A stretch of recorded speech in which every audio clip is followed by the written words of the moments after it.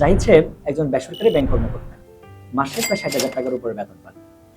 বিয়ের বাজারে জাহিদ সাহেবদের বেশ কদর। ভার্সিটি সেকেন্ড ইয়ারের পরেও একটা মেয়েকে উনি বিয়ের পাত্রী হিসেবে পেয়ে গেলেন, পারিবারিকভাবে খুব ধুমধাম করে উনি বিয়ে করলেন। যাই হোক, বিয়েতে অনেক উপহারের পাশাপাশি উনি পেলেন প্রায় 32 পিসের একটি ডিনার সেট। বিয়ের পর ওনার মেস ছেড়ে উনি চলে আসছেন একটি 2 রুমের বাসা নিয়ে। নতুন বাসায় ওঠার পর এই ডিনার সেট রাখার জন্য উনি চিন্তা ভাবনা করে একটা শোকেস নিয়ে নিলেন। 3,000 টাকা মূল্যের শোকেস রাখার জন্য জাহিদ সাহেব খরচ করলেন প্রায় 60,000 টাকা। জাহিদ সাহেবের নতুন বাসায় প্রায় 2টি রুম আছে। এই 2 রুমের বাসা ভাড়া পড়ে 15,000 টাকা। 750 স্কোয়ার ফিটের এই বাসার প্রতি স্কোয়ার ফিট ভাড়া আসে মাসে প্রায় 20 টাকা করে। একটি শোকেজের আয়তন প্রায় 12 স্কোয়ার ফিট। সেই হিসাবে প্রতি মাসে ওনার আসে প্রায় 240 টাকা। 4 তাকের এই শোকেজের প্রথম তাকটা পুরোটা জুড়ে তার 32 পিসের ডিনার সেট। তার মানে প্রতি মাসে ওনাকে রাখতে হচ্ছে প্রায় 60 টাকা করে, বছরে 720 টাকা। আজ বিয়ের প্রায় 5 বছর পূর্ণ হতে চলছে। প্রতি বছর 720 টাকা করে খরচ করা সেই 32 পিসের ডিনার সেটটি 32 বারের জন্য ব্যবহার করা হয়নি। কাল্পনিক চরিত্রের জাহিদ সাহেবের মতো এই ঘটনাটি আমাদের বাংলাদেশের প্রত্যেকটা মধ্যবিত্ত ঘরের চিত্র।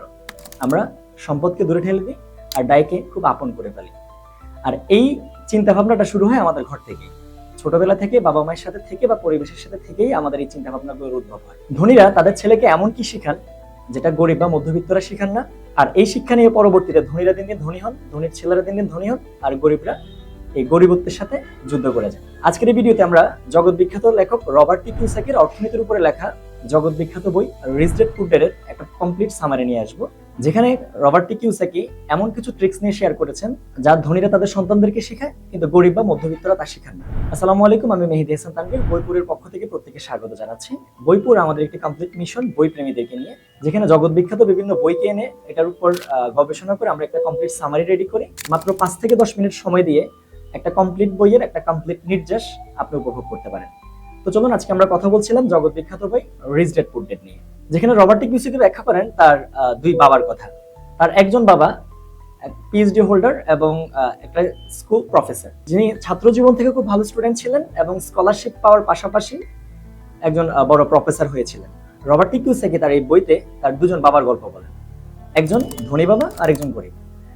যেখানে তিনি ব্যাখ্যা করেন তার গরিব বাবা একজন পিএইচডি হোল্ডার, স্ট্যানফোর্ড, শিকাগোর মতো ইউনিভার্সিটিগুলোতে স্কলারশিপ নিয়ে পড়ে উনি একজন ভার্সিটি প্রফেসর।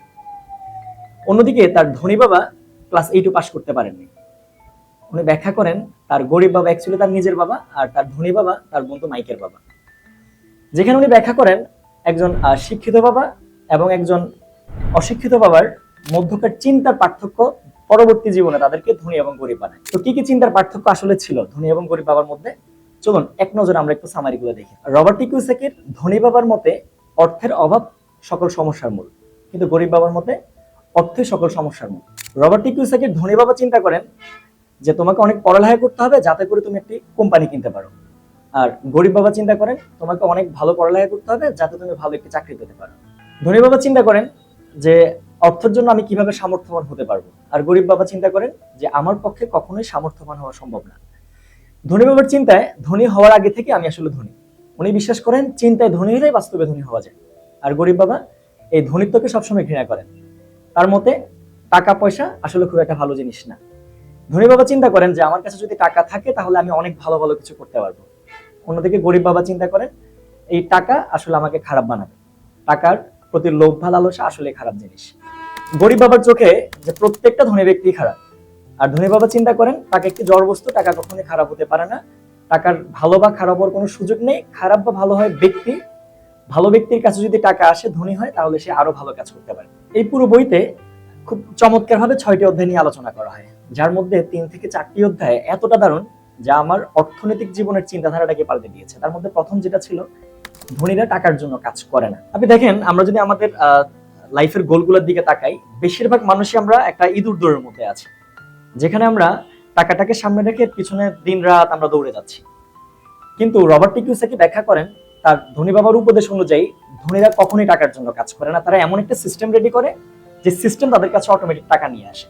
ব্যাপারটা অনেকটা আপনি মৌমাছির পিছনে ছুটলে কখনো আপনি মৌমাছি ধরতে পারবেন না, কিন্তু আপনি যদি ফুল বাগান চাষ করেন তাহলে মৌমাছি অটোমেটিকলি আপনার কাছে চলে আসবে। যেই ট্রিক্সটা খুব ভালোভাবে ধনীরা আসলে মেনটেন করে। নাম্বার 2, টাকার দিকে নয়, শিক্ষার দিকে মনোযোগ দেওয়া। আমাদের বাংলাদেশি প্রেক্ষাপটে আমরা যখন কোনো একটা ব্যাচেলার ডিগ্রি নিয়ে ফেলি বা এমবিএ ডিগ্রি নিয়ে ফেলি, এরপরে আমরা আমাদের নিজেদেরকে শিক্ষিত বলতে পছন্দ করি বা স্বাচ্ছন্দ্য করি। বাট ধনী বাবার মতে যে অ্যাকচুয়াল শিক্ষাটা বাস্তবিক জীবনে চলে আসে, যেখানে রবার্ট টি কিওসাকি ব্যাখ্যা করেন তার গরিব বাবা ভার্সিটিতে যখন পড়ানো শুরু করেন তখন থেকে তার শিক্ষাদানের কার্যক্রম শুরু হয়। অন্যদিকে তার গরিব বাবা যিনি ক্লাস 8ও পাস করেননি, তার আশেপাশে প্রত্যেকটা সময় একজন অ্যাকাউন্টেন্টস, একজন ব্যাংকার, একজন লয়ার, এরকম উচ্চ শ্রেণীর কর্মকর্তাগুলোকে নিয়ে উনি চলেন।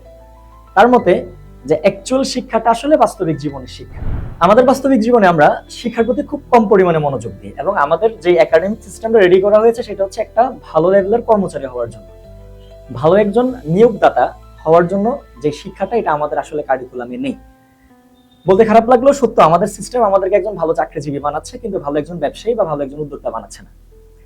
আর এই পুরো জিনিসটা রবার্ট টি কিওসাকি তার বইতে খুব ভালোভাবে উপস্থাপন করেন, যেখানে উনি ব্যাখ্যা করেন ধনীদের চিন্তা হচ্ছে যদি আপনি জাস্ট টাকা কিভাবে ইনকাম করে এই লার্নিংটা যদি আপনি শিখে ফেলতে পারেন, at first you have to just learn and that cut the এলটা কেটে দিলে আর্নিংটা অটোমেটিক চলে আসে। বাট এই লার্নিং এর জায়গা বা শিখার জায়গা বিনিয়োগ করাটা আমাদের কাছে একটা লস প্রজেক্ট মনে হয়। তৃতীয় যে লার্নিংটা আমরা রিচ ড্যাড পুয়ার ড্যাড থেকে নিতে পারি তা হচ্ছে অ্যাসেটস এবং লাইবিলিটিজ এর মধ্যে পার্থক্য বোঝা। আমি আমার অ্যাকাউন্টিং এর উপরে বিবিএ এবং এমবিএ ডিগ্রি করতে গিয়ে দেখলাম অ্যাসেটস এবং লাইবিলিটির মধ্যকার যে একটা ভুল চিন্তা আমাদের ব্রেনে ইন করানো হয়েছে, তা কিন্তু আমাদের বাস্তবিক জীবনে খুব এফেক্ট ফেলে। ফর এন এক্সাম্পল, আমরা যে কোনো বাড়িকে বা আসবাবপত্রকে আমরা আসলে সম্পদ মনে করি, এবং অ্যাকাউন্টিং এ এভাবেই পড়ালেখা করানো হয়। কিন্তু ধনী বাবার চিন্তা ভাবনা থেকে যে জিনিসটা আমার পকেট থেকে টাকা বের করে ফেলে, এই পুরো জিনিসটা এক লাইনই হচ্ছে দায়। আর যে জিনিসটা আমার পকেটে টাকা নিয়ে আসে তা হচ্ছে অ্যাসেটস। কিন্তু আমরা যদি আমাদের জীবনের দিকে তাকাই, আমাদের ঘর, আমাদের ফার্নিচার, আমাদের আসবাবপত্র, প্রত্যেকটা জিনিসকে আমরা আসলে অ্যাসেটস ধরে বসে আছি। বাট রবার্ট টি কিওসাকির ধনী বাবার মতে এর প্রত্যেকটা হচ্ছে অ্যাকচুয়ালি লাইবিলিটি, কারণ এটা আমার পকেট থেকে টাকা বের করে নিচ্ছে। তো অ্যাসেটস এবং লাইবিলিটিজ এর মধ্যকার পার্থক্যটা বুঝতে পারা একজন ধনীর এবং একজন গরিবের মধ্যকার পার্থক্যটাকে স্ট্যান্ড করে দেয়। পরবর্তী শিক্ষা আমরা দেখতে পারি যে ধনীরা অর্থ তৈরি করে আর গরিবরা অর্থের পিছনে ছোটে। অর্থ কামানো এবং অর্থ তৈরি করা দুটো আসলে ভিন্ন জিনিস। আমি যখন কারোর জন্য কাজ করছি তখন আমি অ্যাকচুয়ালি অর্থ পাচ্ছি বা অর্থ কামাচ্ছি, আর অর্থ তৈরি করা ব্যাপারটা সম্পূর্ণ আলাদা। সেখানে আমি এই মুহূর্তে এনার্জি দিচ্ছি, এই মুহূর্তে আমার লেবারটা বা এই মুহূর্তে আমার পরিশ্রমটা দিচ্ছি আমি একটা সিস্টেম রেডি করার জন্য, আর এই সিস্টেম পরবর্তীতে আমাকে অর্থ তৈরি করে দিবে। এই জিনিসটা খুব ভালো করে একজন ধনী ব্যক্তি বুঝে। লাইক একজন রাইটার, উনি বই লিখছেন, এই জন্য বই লিখছেন, হয়তো এই মুহূর্তে উনি এটার জন্য টাকা পাচ্ছেন না, বাট এই বই লেখাটা ওনার অর্থ তৈরি করছে, পরবর্তীতে উনি না থাকলেও এই বই ওনাকে অর্থ কামিয়ে দিবে। এভাবে অনেকগুলো প্রজেক্ট আছে, লাইক রিয়েল এস্টেট বা জমি, বিভিন্ন প্রপার্টিজ, বিভিন্ন ছোট ছোট ব্যবসায় ইনভেস্ট করা, এই পুরো ব্যাপারগুলোকে রবার্ট টি কিওসাকির ধনী বাবার চিন্তা ভাবনা অনুসারে খুব চমৎকার ভাবে এক্সপ্লেইন করেছেন। এই রিচ ড্যাড পুয়ার ড্যাড বইটি অর্থনৈতিক অঙ্গনে নতুন দৃষ্টিভঙ্গি আনার জন্য খুবই চমৎকার একটি বই বলে আমি মনে করি। জিগ জিগলারের ভাষায় আপনি যদি অর্থনৈতিক বা ফিনান্সিয়াল ভাবে ডেভেলপ হতে চান, আপনাকে অবশ্যই রিচ ড্যাড পুয়ার ড্যাড পড়া লাগবে। এই কমপ্লিট একটা বই, এটা আমাদের এই পুরো বইটি হতে পারে আপনার জীবনের অর্থনৈতিক জগতের একটা গাইডলাইন। আজকের ছোট্ট ভিডিওতে আমি চেষ্টা করেছি rich dad poor dad simple কিছু সামারি আপনাদের সামনে উপস্থাপন করার জন্য। পরবর্তীতে আপনাদের যদি কোনো আপডেট থাকে আমরা অবশ্যই এটা নিয়ে আরো ব্রিফলি এক্সপ্লেইন করব। তবে খুব বেশি ভালো হবে যদি রিচ ড্যাড পুয়ার ড্যাড বইটি কালেকশন করে আপনি নিজের আশেপাশে রাখেন এবং তা অধ্যয়ন করেন এবং তা আপনার ব্যক্তিগত জীবনে অ্যাপ্লাই করেন। আশা করছি ধনী হওয়ার জগতের আপনার যাত্রাটা অনেক বেশি সুখকর হবে। আপনার জন্য শুভকামনা। আসসালামু আলাইকুম।